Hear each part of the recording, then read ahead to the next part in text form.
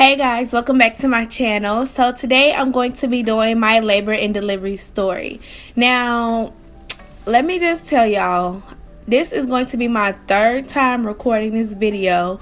The first two times they were just fails. I've been trying to record this video since April, and I'm just like, you know what? At first I was like, you know what, forget it. I'm not gonna do it. It's just been too much for me trying to record it, because every time I record it, nothing ever happens.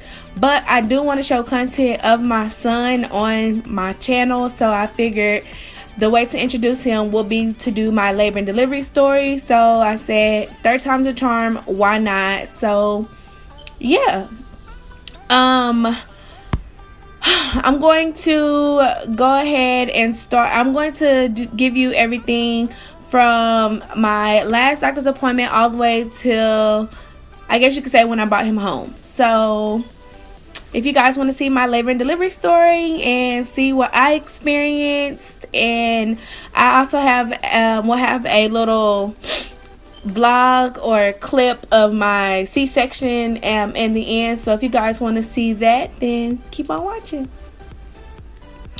Alright, so also I have my phone for notes, so if you see me looking down, that's the reason why. So my last doctor's appointment was on Wednesday, when my OBGYN was on Wednesday, February 1st. So I went into the doctor on Wednesday, and just for a regular checkup, because I was getting close to my due date. My due date was February 8th, so that would have been the following Wednesday. So I went into my doctor's office for my regular checkup, and she checked me, and I was 2 centimeters dilated. So as she checked me, she ended up ruptured. As you know, people call it, what do they call it? It's your mucus plug. So a lot of people say, has your mucus plug dropped? Da da da. And I'm like, no, like, what is that? So I remember whenever my doctor was checking me, she did like a little, I heard like that little noise, like a, and I was like, what's that? And she was like, oh, that's just your membrane. I just ruptured your membrane. So I'm like, you just did what? Like, excuse me? So she was like, yeah. So she was like, I'm 99% sure. No, I'm sorry. She's like, I'm 90% sure that we're going to have a baby by this weekend. So I'm like, we finna have a what by this weekend? Like, keep in mind, I've been so excited and just like, okay, I'm ready to have this baby. But whenever it got down to it, I was like, I'm finna have a what by this weekend? Girl, you playing. You are playing. So anyways, she did that. She's like, okay, we're going to go ahead and call the hospital to go ahead and set you up for inducement, just in case he doesn't come by this weekend. You'll for sure have him on Wednesday. So I'm like, okay, cool. So we called the hospital. She set up my appointment, and that was that. She before we left, she told me to take a 30 milliliter of milk of magnesia. Now, I didn't know that, but I guess a laxative helps to jumpstart labor. So she was telling me if I didn't feel anything by that night, or if I didn't feel anything by Saturday, and then to take another one again on that Monday and see if anything changed. So I went home and I took the laxative, but nothing really happened. So I was just like, all right. And the next day, nothing happened either. So I was like, okay. So on Thursday, February 2nd, yes, on Thursday, February 2nd, I had another doctor's appointment with a specialty doctor that basically checked my son through a sonogram all the time. So that was my last doctor's appointment with him on the 2nd. Now, they basically just checked to see if everything was okay, make sure he was going well. So that was nothing special there. So yeah, we'll move on to Friday. So Friday, February 3rd was just a normal regular day all the way until 4 o'clock. So around 4 o'clock, me and my mom decided we were going to go to the store, and I was craving apple juice at the time. So I was just like, we're going to get some apple juice, and then she was going to go to the pharmacy to pick up her medicine. So around 4:20-ish is whenever I you know, when you're pregnant, you got to go to the restroom before you go anywhere, especially in your third trimester.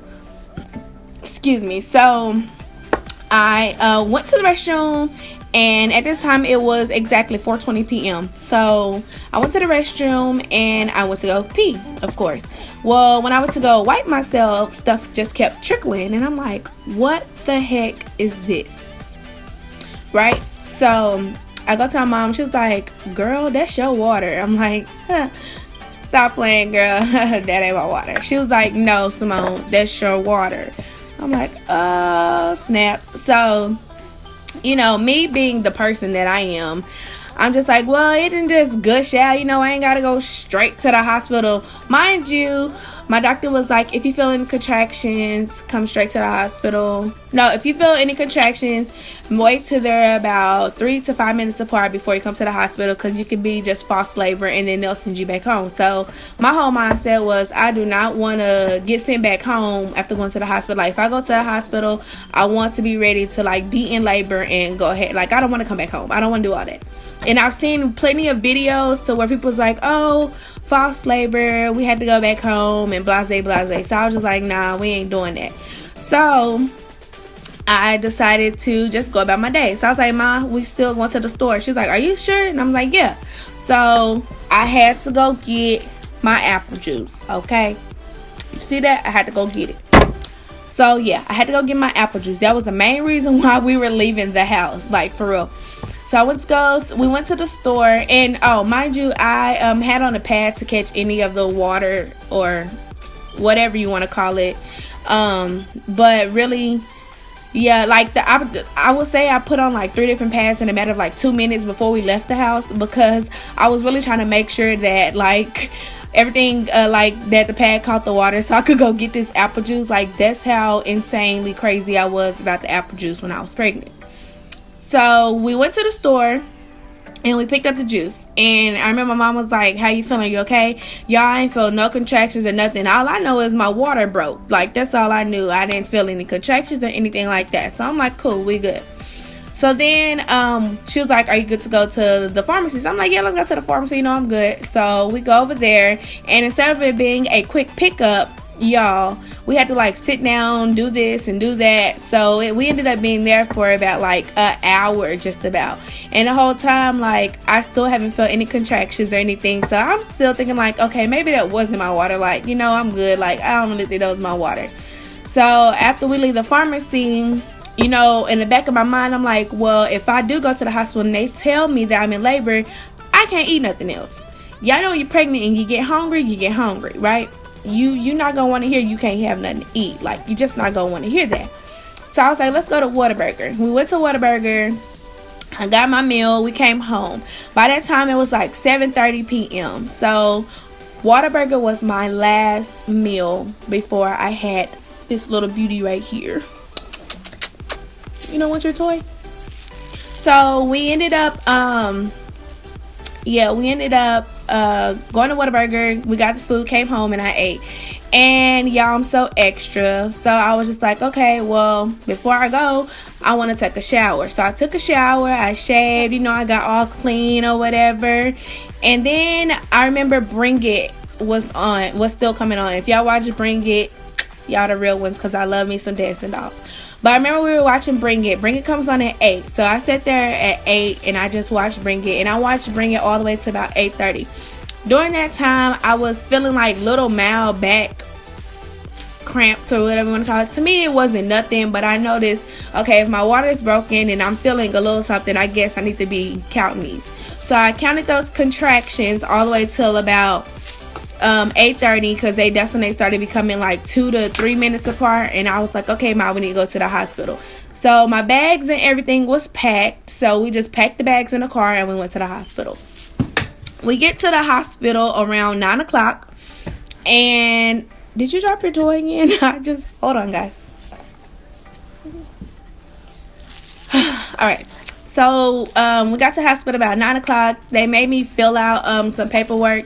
And really, I had already filled that, which my doctor told me to fill out all the paperwork online so I wouldn't have to do this when I got there. But for some reason, they just had me, really, it was like a little waiver, I guess, to just let them know that like I was there. So I filled that out. And then they brought me back and they took me to my room. When I got to my room, the doctor checked me, or the nurse, I'm sorry. Did you just hit your head, mister? Be careful. So I remember, Maja, you're gonna make this so difficult for me. So I remember the nurse ended up checking me, and I had only went to 3 centimeters. So Wednesday I was at 2, Friday I was at 3. And y'all, I had been dancing and walking and literally doing everything for those last 2 days, and I only got to 3 centimeters. But when she checked me, she was like, oh yeah, your water has definitely ruptured and you are in labor. So I was like, okay, cool. So she hooked me up to the monitors, and she made me go change my clothes into the scrubs or whatever. Into the gown. And then she put the monitors on me. So one monitors the baby heart's rate, and then the other one monitors my contractions. So she asked me, was I feeling anything? And I was just like, nope. No. And y'all, honestly, I guess that's, you can say, I actually found out I had a high pain tolerance. I never thought I did until you have a baby. Then you realize if you have a high pain tolerance or a low pain tolerance. So I didn't feel my contractions at all. Now, contractions go by like number counts, like 30, 31 and stuff like that, 32, 33, numbers. Are you really eating my finger? So I remember when I got to the hospital and they finally did the contraction count, and I started out at like 35, and I remember she was like, you don't feel those? I'm like, no. She's like, okay, well, all right, well, you are having contractions, but if you don't feel it, cool. They had me sign a paper for just in case I wanted to get an epidural, but I was so adamant on I do not want an epidural. I'm going to do this thing naturally. Don't want an epidural. Like, no. And I remember they kept saying, well, just sign the papers. And I was like, I don't want an epidural. I'm not signing the paper. And they're like, Simone, just sign the papers. I signed it. Excuse me. I signed it or whatever. And then, she started coming in to like check me probably about every 30 minutes or so. And she noticed that I wasn't dilating anymore. So they went ahead and gave me Pitocin, which that normally helps jumpstart labor. But in my case, since I was already in labor, it just helps to kind of speed the process up and help me to start dilating. So with that, she gave it to me in like small increments of medicine. So I think it started at like 10, and it went to 15 and 20 and 25 and so on and so forth. So she started me out at like 10, at a 10. I don't know if it's like, I don't want to say it's like ounces. I don't really know what it is, but she started me out at like 10 of the Pitocin.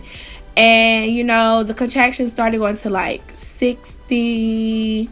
And I remember I went to 65, and whenever I felt that contraction, that was my first contraction that I felt, and I was just like, okay, that just felt like a cramp.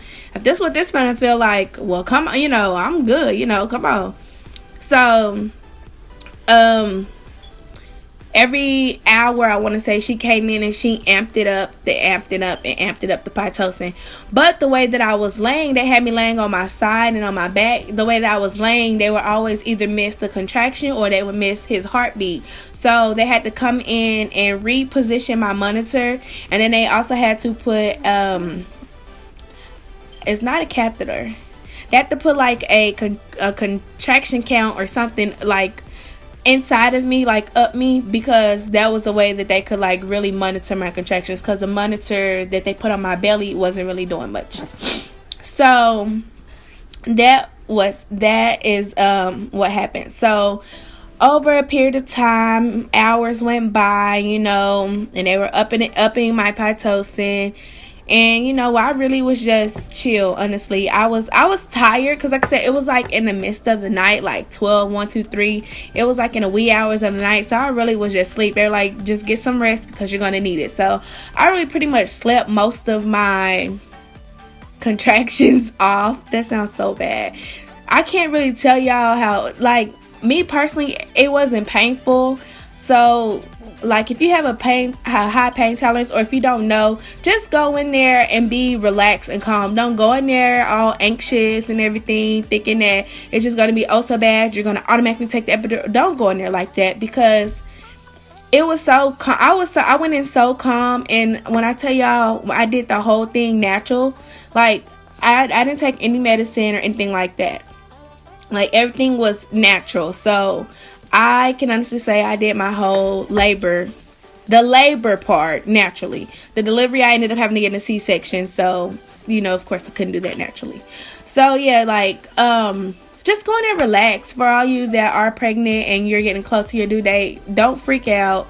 It's not as scary as people make it seem. I know you watch a lot of these labor and delivery stories or vlogs, and people just be like, I swear people are over dramatic. That's what it is, honestly. Like, they're over dramatic. I'm convinced they're over dramatic. Oops, that hit you in your face.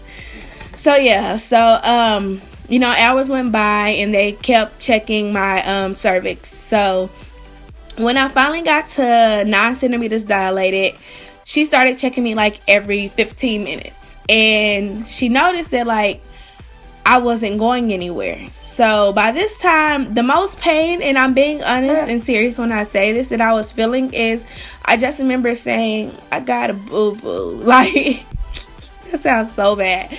But literally, that's really what you feel when you're in labor, is that you have to use the bathroom. So that whole entire time, I just kept saying, I have to boo-boo, I have to boo-boo. And they're just like, it's okay, baby girl, you're doing good. And I'm just like, I want to go to the restroom. Quit telling me I'm doing good. Like, I really feel like I got to use the bathroom. So when people say they actually boo-boo on the delivery table, they probably do. Because when you come to push and all that, I think that's what happens. I didn't push, so don't mind me on that part. So I remember she checked me probably about like 5 times. Every time she checked me, it just kept being a 9, a 9, a 9. But then she noticed that my cervix started swelling. So when my cervix started to swell, that's what made them actually have to do emergency C-section, because he was already down in there. And but my cervix was swelling, so it was like my cervix was swelling and he was trying to push out, so they had to go ahead and do emergency C-section because of that. With the emergency C-section, for those of y'all who are scared to get a C-section, honestly, let me tell you, when I first found out I was pregnant, I was like, C-section this, C-section that, da-da-da-da-da, like, I want a C-section. And then as I got closer, I'm like, man, I'm doing this natural, I'm gonna push him out naturally, da-da-da-da. But then once I finally got to the hospital, I was like, Lord, I don't know how this gonna happen, because I don't know how he coming out. Like, I was like, I'm not pushing this baby out no more. I became a sucker. But yeah, so they told me I had to do emergency C-section. They prepped me and got me ready and wheeled me into the OR room. When we got to the OR room, she told me that they were gonna have to do like a spinal tap. So they were telling me that I was gonna have to be really still and hold a pillow. But I remember that I was in like so much, it's not pain, I cannot tell you, to me it wasn't pain, it was just like I have to use the bathroom. So I was in just so much in that mindset that I was like, I have to boo-boo so bad, that I remember she told me to hold the pillow, and I like squeezed the pillow, but then I remember I was just like, oh, I can't do it, because it felt like he was pushing. So I was like, oh my god, I cannot hold this pillow. And before you knew it, I just like threw my head into my nurse's breast, and she was just like, oh, well, okay.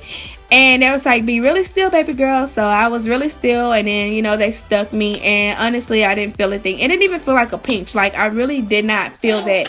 When you're in when you're into, like, I guess that moment, you're not really worried about them like sticking you in your back, because people like, oh, if you move when you get stuck, you get paralyzed, and which is probably is true, but you're not really thinking about that when they finna stick you. So that wasn't really a big deal. So they stuck me, and of course I went numb immediately. And when I went numb, they laid me back on the table, and then this happened.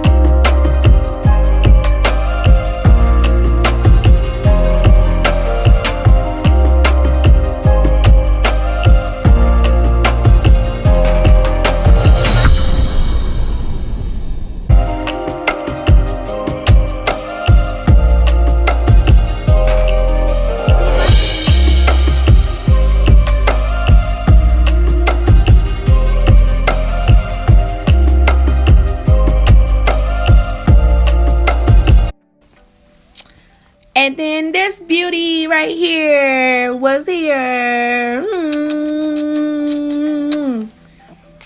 So, y'all, he had spit up on his clothes. I didn't know that at the time. He just woke up from a nap, so don't judge me. Okay, we just gonna cover it up. Okay. So, you see yourself, you looking in the mirror. Hey, do. So yeah. So this is Mr. Samaja. You will be seeing him a lot in my vlogs because I do plan on vlogging. So here he is. I'm also going to be doing a series of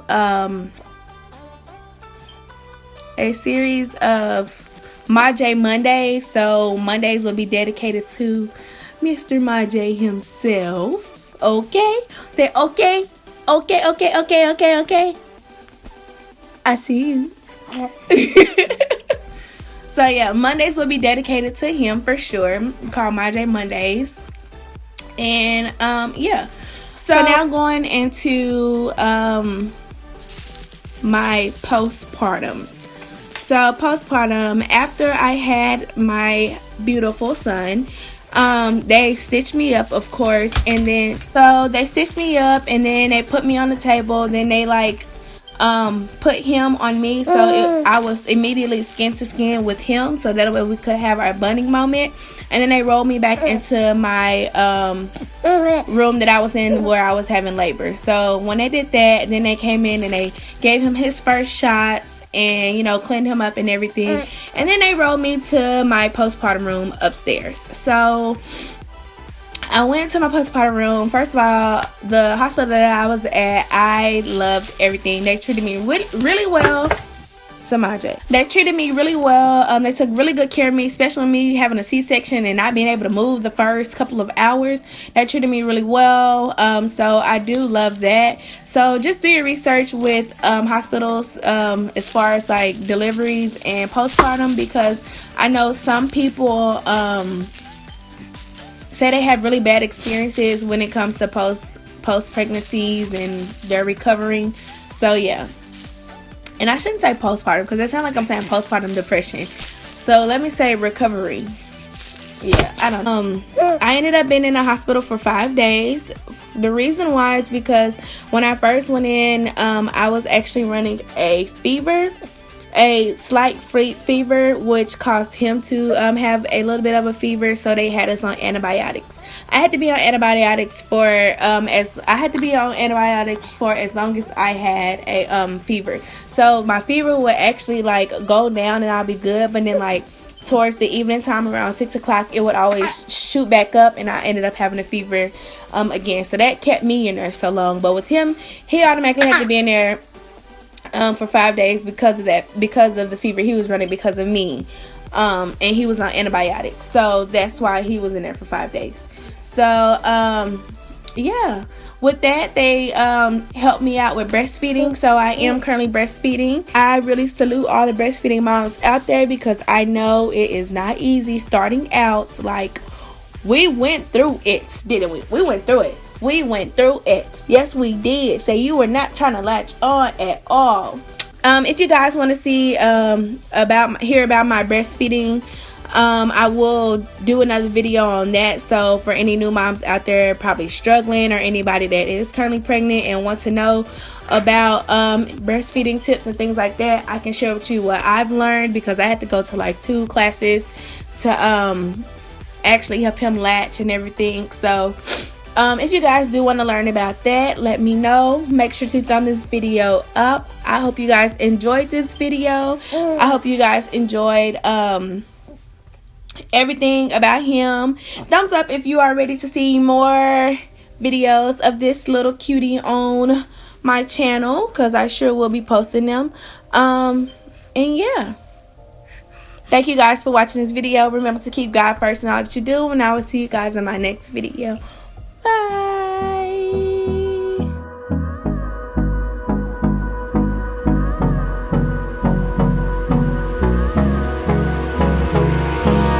Hold me close till till I get up. Time is barely on our side. I don't wanna waste what's left.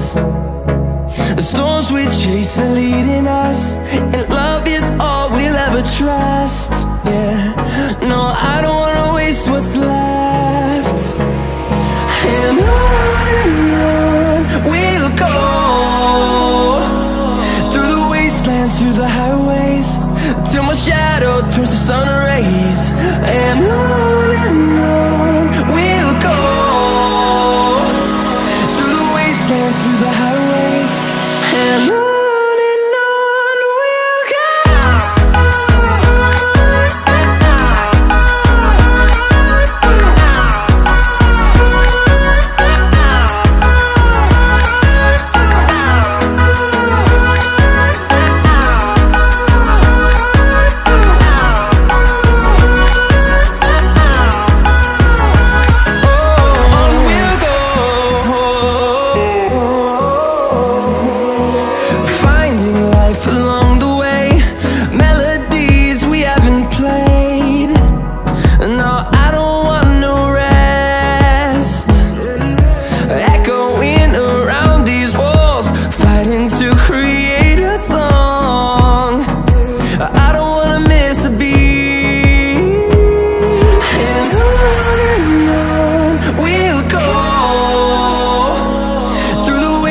Through the highways, till my shadow turns to sun rays. And on